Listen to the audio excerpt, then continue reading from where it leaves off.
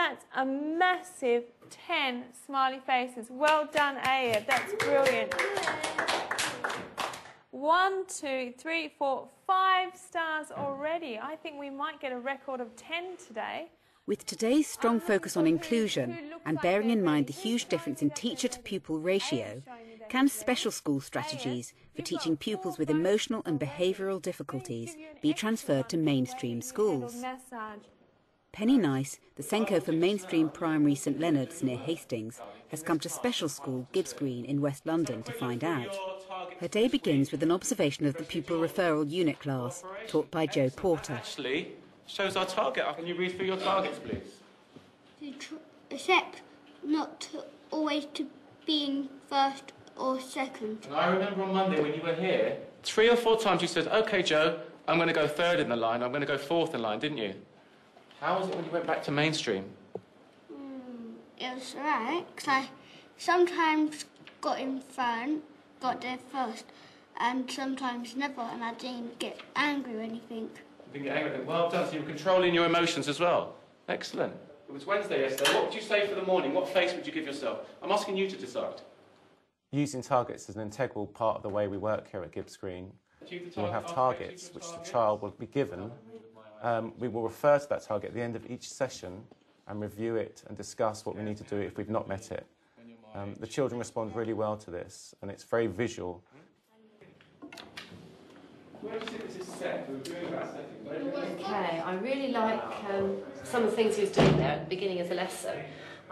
He was going over yesterday and how yesterday had been for the children and getting them to reflect upon that. So smiley face in the morning, Josiah. Obviously the children were then giving themselves smiley faces and having to evaluate. And I think from what he was saying that they'd come quite a long way in their process of not just saying I did really well yesterday, but they were actually be a bit more honest in their reflections. And then he was just in that process he was reminding them of their targets and just reinforcing it, and it was great. Nearly achieved target. OK, good boy, that's very honest. So you're saying nearly achieved the target, so not quite a smile, but not unhappy. Well, obviously, a class teacher in a mainstream school would not be able to go through each child's individual targets in that same way, but it could be that certain children within the class could have, with perhaps a teaching assistant or even with the teacher maybe before the lesson starts, just a quick reflection on how they did yesterday and to reinforce and remind them of their targets for that day. At Gibbs Green Primary Learning Achievement Centre, or PLAC, Penny observes a class learning massage skills. Expert Isabella Natali leads the session and demonstrates on learning mentor Richard Boff. Making space for lots of things to come into the head. Is the pressure okay, Richard? Yeah. And we finish with a nice squeeze on the shoulders. Lovely. It's a very new kind of idea. So as a teacher, I was kind of, oh, what is the value of this? But it's amazing for these kids because they really learn to bond in a really positive way, and the care and concern that they show for each other in that time every week has made that time of the week my favourite time. And it really teaches them to respect each other's bodies as well. If you think it's too hard, you could ask Ayub to do it much softer. That's okay? That's too hard. So speak assertively. So ask him really assertively, can you do that softer, please? I know that Abe will listen, because Abe wants to give you a really nice massage. That's beautiful and assertive.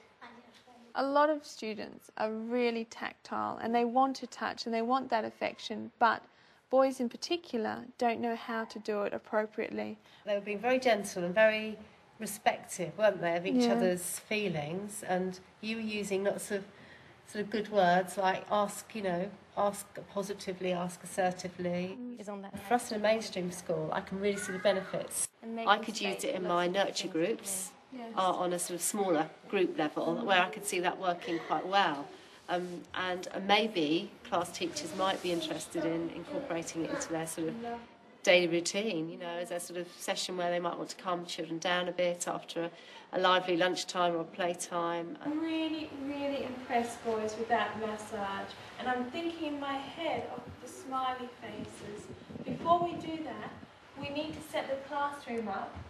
And I'm looking for our learning target this week, which is who can work cooperatively. In a relaxed state, the PLAT class moves on to a literacy lesson. What is that?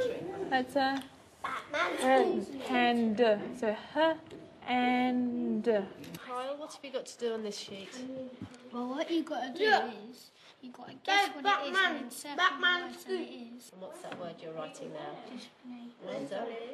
Right, the key thing that I really noticed there was that the children were confident, they were straight away on their task, they knew what they had to do and they were able to do it. Students just get so frustrated because they cannot read a worksheet that it's a lot easier to push the worksheet away, throw a chair, be kicked out of class and have a reputation for being bad than being dumb. Nathan, I'd like to see you working, please. So what do you do when you've done your work? Yeah. I think, you know, it's really for teachers to feel quite happy, mainstream teachers to feel happy, that the work they give children like that may be, you know, very attainable for them. It may be slightly below their level, but you've got to then build on that success, really, in being able to do something they can do straight away. You're gradually feeding in, perhaps, bits of work that then become slightly more difficult. Penny, this is our major reward system we have across the whole school. Basically, you work towards getting towards your gold award. And what they do is they earn on a daily basis, they earn smiley face stickers. Right. And they need to get to 200 to become into the bronze. It's very visual, and they're able to see exactly where they are and where they need to go, and they will refer to it, and they will talk to each other about where they are, why they're there, and the feeling of getting into gold is, for the two that have managed it, I mean, they were really, really happy. The way we do it here is that smiley faces are being given by any member of staff, from caretaker to head teacher, and it's for behaviour around the school, in the playground, in the classroom, cooperating with others, encouraging others. And they will give it to the child. The child will then come back to the class with a certificate. Say, I've got 5 or 10, can you add them to the board? And slowly, slowly you work up to your 200 for bronze, your 400 for silver and 600 for gold. Penny observed Smiley Sticker Awards being given to the pupils during circle time. Right, this morning before we start, I'm going to give a few stickers out, and I'm going to give the first one to Abe. And that's because you've come to the circle and you've done exactly what I've asked you to do, which was to sit down really sensibly. You haven't called out, you haven't disrupted in any way, yeah? And you've been a perfect role model for everybody else. So well done.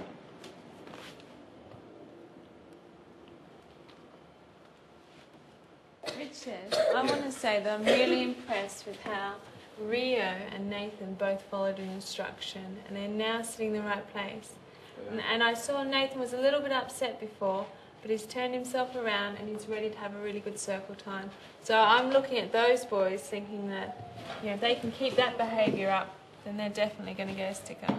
I noticed in Sally's class that she was using her teaching assistant, having a conversation about a child and a child's choices, not actually directly confronting the child, and that really worked really well. They did it several times, and I noticed that that was a very, very good way of a non-confrontational way, really, of redirecting without having conflict. Yeah, I mean that's the key. And again, that's something that I can take back to my staff and talk to them about in the way they use their teaching assistants, and you know, and that's sort of a different approach, really, isn't it? Just a little bit. We could do, because you went in on the last round. Yeah, this can go that way. That way.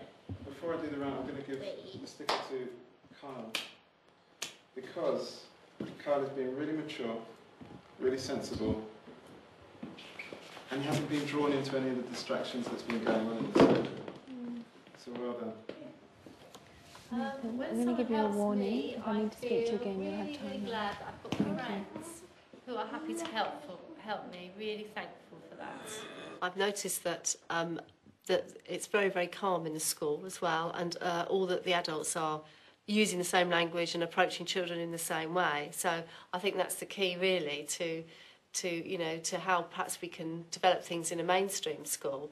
It's that consistency of approach. It's that real calm way of dealing with some difficulties. Well, absolutely. In the 2 years that I've been here, I've not actually raised my voice above talking level, because I realised there would be no point. When I was a Year 6 teacher, Well, I did it all the time. Yeah. There we go.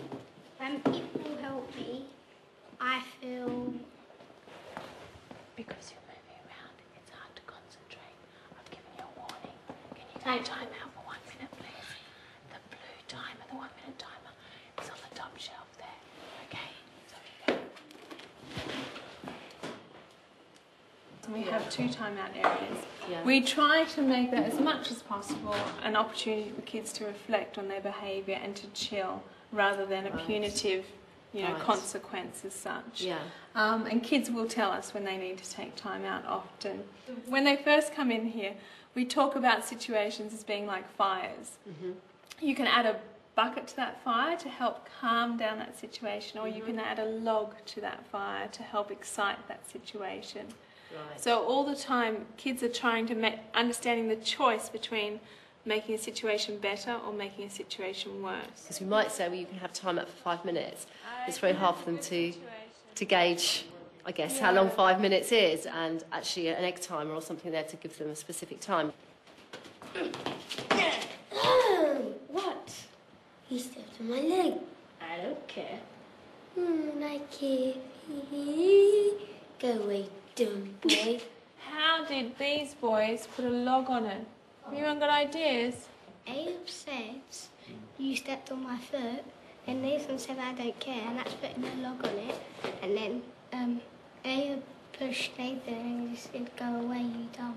Mm-hmm. Yeah. That's right, that's right. So by saying I don't care, that was actually putting a log on it, wasn't it? Mm-hmm. Richard, I'm really impressed with Nathan because at the start of the lesson he was feeling a little bit sad, but he was able to really turn it around and join in. So I'm very impressed with Nathan. Hey, well done, Nathan.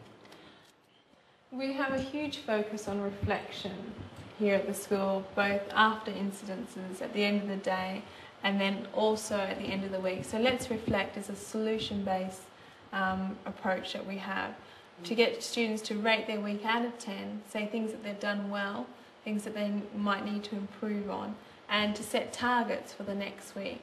Close your eyes and think back to the beginning of the day. I want you to reflect on your day and feel how well you've done. I'm going to give out your sheets, give yourself a score, think about it and do it honestly. Here you go. What are you going to give yourself, Josiah? I think I'm number 7. Oh, For you? Yeah. Yeah, I think that's quite honest. That is. I would have gone a bit higher. I'm really pleased with the way that he's done his 30 seconds. When you ask him something, he does it. 30 seconds, he does it now. If he's confident... And We have a very great team here, and after school we always have a review of the day, which I found vital as a way of talking about what's happening and actually leaving what can be quite an emotional time behind and moving on. Picked up a chest for it, Emma. It was very interesting just to sit back and listen in their staff meeting at the end of the day. And although there were some difficult things that happened today, some children had some quite difficult times today, there was a plan already about what was going to happen tomorrow for those children. So everybody knew exactly what was going to happen the next day for that child. I found today's experience very useful for my own personal practice, exciting because I could see children's behaviour being turned around even just in one day, and I could see children's confidence being raised, and that was very, very, very important.